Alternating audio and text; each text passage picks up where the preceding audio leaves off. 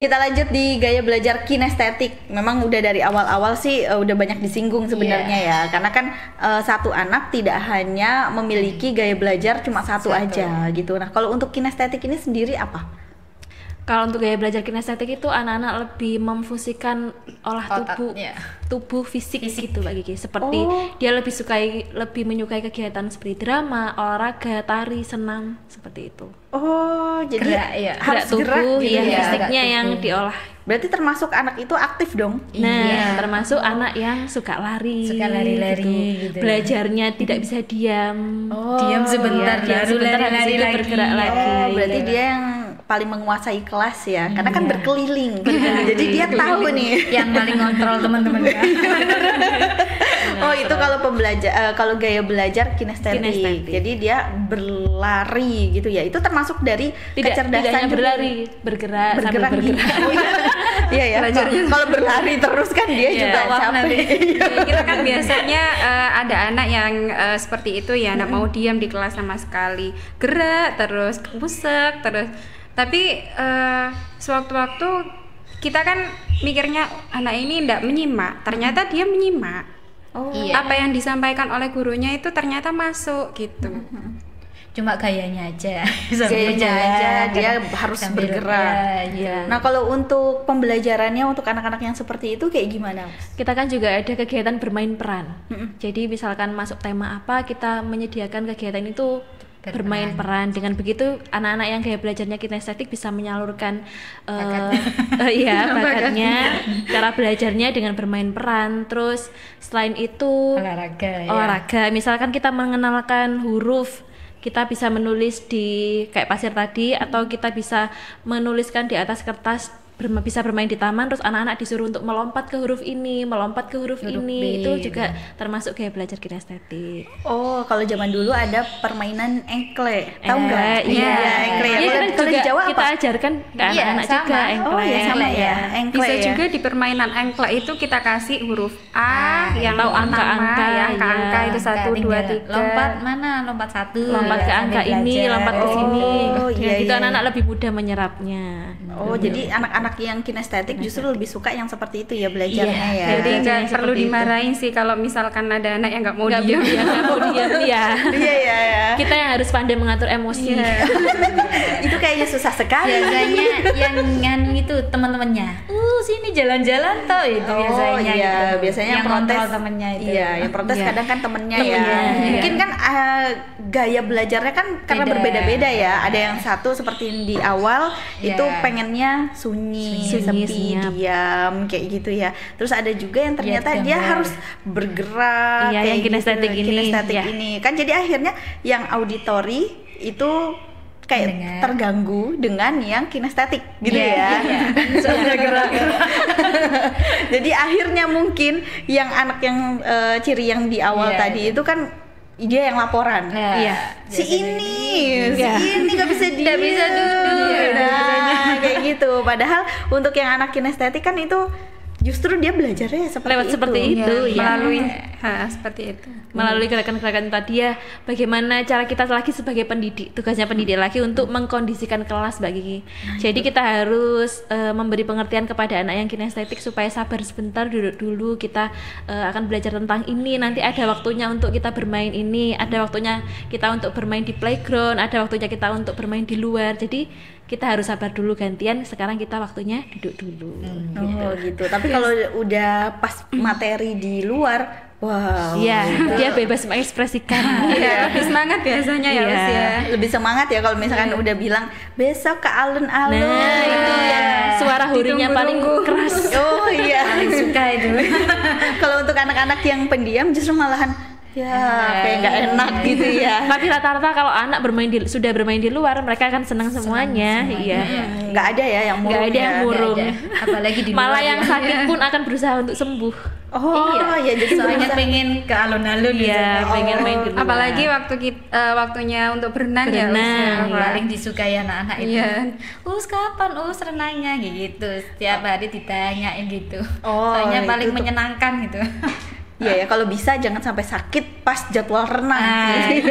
Iya. Kalau sakit mendingan nggak masuk. Ya kan kadang suka gitu ya, orang tua memilih untuk lebih baik nggak masuk daripada dia hanya melihat saja. teman-temannya. Iya. Kadang kan ada yang masih recovery gitu kan, kamu nggak boleh kena air dulu atau kamu nggak boleh berenang dulu gitu. Padahal dia melihat teman-temannya senang, kepingin nyemplung juga ya. Iya, jadi mendingan izin aja.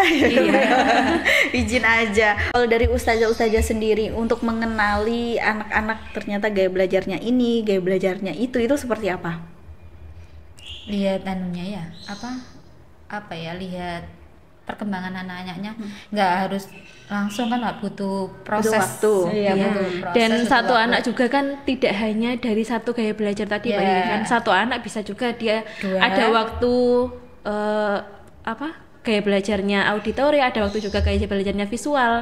Jadi ya mengalir aja sih cara mengajarnya seperti itu tadi. Kalau misalkan ada yang anak yang keliling ya kita kondisikan lagi, karena kan kita kan di kelas juga belajar dan bermainnya anak kan tidak melulu di kelas, ada waktunya di luar. Jadi dengan gitu anak-anak kan juga tidak bosan.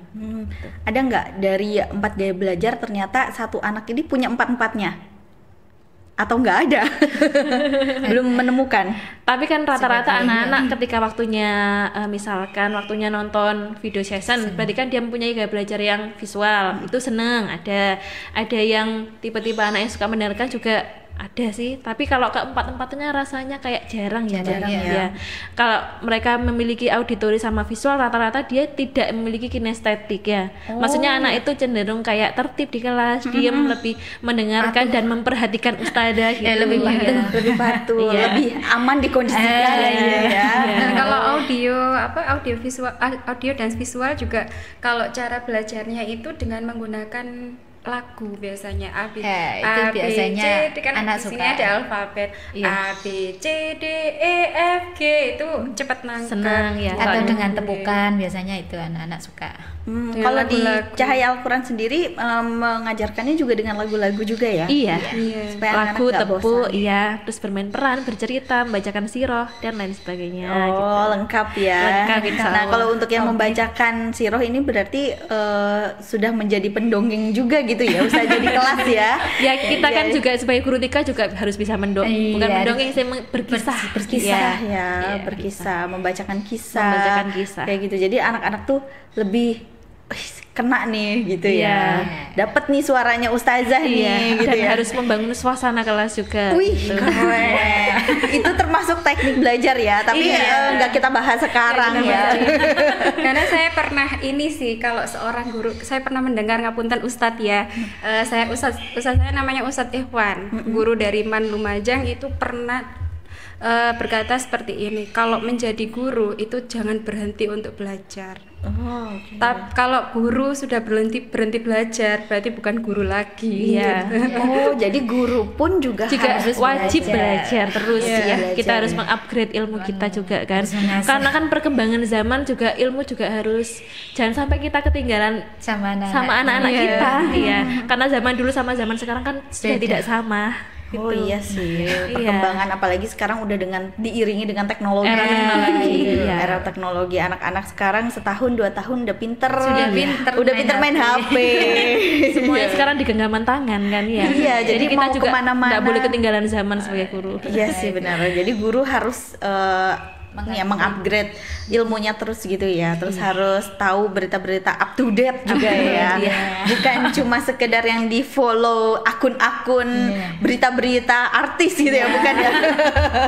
Enggak dong ya. Lihat parenting. Dan kita parenting. bukan hanya di satu ruangan aja untuk belajar. Bagi di sini juga kita sudah disediakan ada YouTube, podcast itu kita dengarkan juga kan, banyak gitu. Iya, banyak ilmunya juga gitu ya. Oke, terima kasih banyak ya Ustazah ya. Sama-sama. Semoga sedikit obrolan kita bawa manfaat. Amin. Nanti kita akan ngobrolin tentang anak-anak lagi gitu ya. Kayak mungkin teknik belajar gitu, atau mungkin yang lainnya Ustazah itu lebih paham gitu. Termasuk saya juga kan banyak narasumber, saya juga belajar gitu. Belajar menjadi ibu yang baik gitu ya. Ibu yang lebih sabar. Tadi kata Ustazah Putri, kita yang harus bisa mengontrol emosi. Padahal kalau udah ketemu anak kadang kita sudah bisa menjadi ada tanduknya. Teori-teori yang kita dapatkan dari TikTok dari hilang semua kalau ketemu anak ya. Iya benar. Teori parenting yang kita sadar pas lagi ikut parenting. Ya anak kita tidak segampang. Ternyata segampang itu. Tak segampang itu. Teori sama langsung terjunnya tidak segampang. Kembali lagi kalau kita misalkan ada suatu anak yang membuat kita agak gimana gitu ya, kembali lagi, oh iya ini adalah suatu pertanggungjawaban nanti ketika kita di akhirat sudah kembali kan menjadi berarti itu yang harus kita ingat gitu ya. Iya, amalan juga kan bagi kita gitu. Iya benar. Oke, jadi saya mendapatkan ilmu juga ini dari Ustazah. Dari semua narasumber di podcast ini juga, Masya Allah. Terima kasih banyak Ustazah. Sama-sama, Mbak Gigi. Semangat terus. Semangat.